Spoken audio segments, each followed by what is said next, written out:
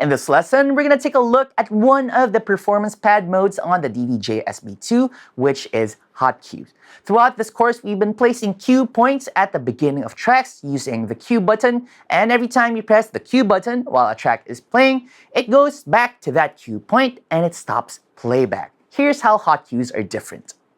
Hot cues are different because you can place them while a track is playing. Also, pressing a hot cue means that the track won't stop playing. It'll just keep on going. Let me show you what I mean. So here in deck 1, I've got a cue point set up on the first beat as normal. If I hit play, the track plays, and if I press cue, it'll snap back to the first beat and stop playback. Now, let's try adding a hot cue instead. First, I'm going to make sure that the hot cue button over here is lit. That means that hot cues are enabled for the performance pads.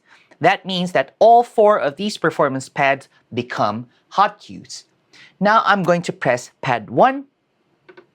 Note that a hot cue is placed as shown on Serato DJ Lite. And also here on the controller, you'll see that pad 1 is lit, meaning there is a hot cue already placed. Now I'm going to press play and see what happens when I press pad 1.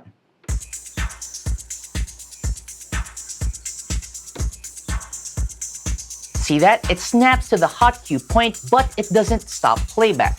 This is cool because this means that you can jump to any hot cue point that you've set in a song without stopping playback.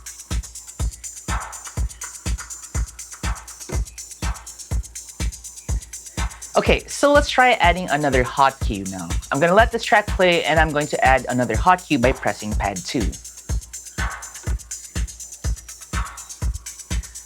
I'm able to add a hot cue on the fly without having to stop the deck. Now I can jump back to hot cue 2 just by pressing it. I can also jump to hot cue 1 if I want to by pressing pad 1.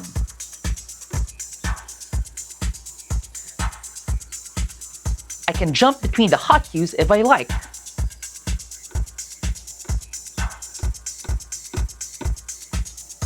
Really fun. I can also remove hot cues by holding down the shift button and pressing the pad with the hot cue I want to remove. Let's say I want to remove hot cue number 2. I have to hold down the shift button and press pad 2. So you can see how hot cue 2 was removed on Serato DJ Lite screen and how pad 2 is no longer lit. Placing hot cues is useful because it lets you jump to different parts of a song instantly. For example, you can set a hot cue at the first beat of a song, just like what we did, so you can always jump to the intro, or you can set a hot cue at the break of the song so you can skip to the quiet portion of a track. You can even add a hot cue right at the drop. The cool thing is that these hot cue points are saved in Serato DJ Lite, so even if you load a different song on the deck, the hot cues get saved and you can access them whenever you load that track.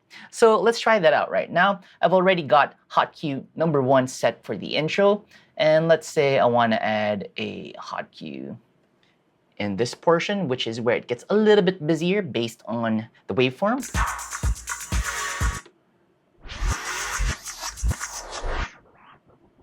Add one here, and maybe I'd like to add a hot cue at this point.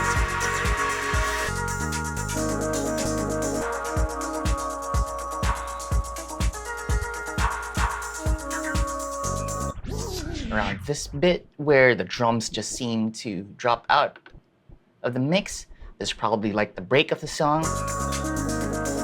And I can add another cue point over here at the end.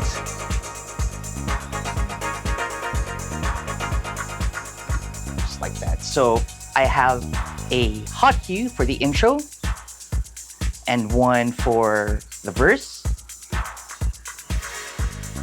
one for the break, and one for the outro. That's it for this lesson. Now I want you to place at least 2 hot cues in a song of your choice. Add a hot cue to the first beat of the intro and add another to the break or drop of your song. In the next lesson, we'll take a look at the looping features of the DDJ-SB2, so I'll see you then.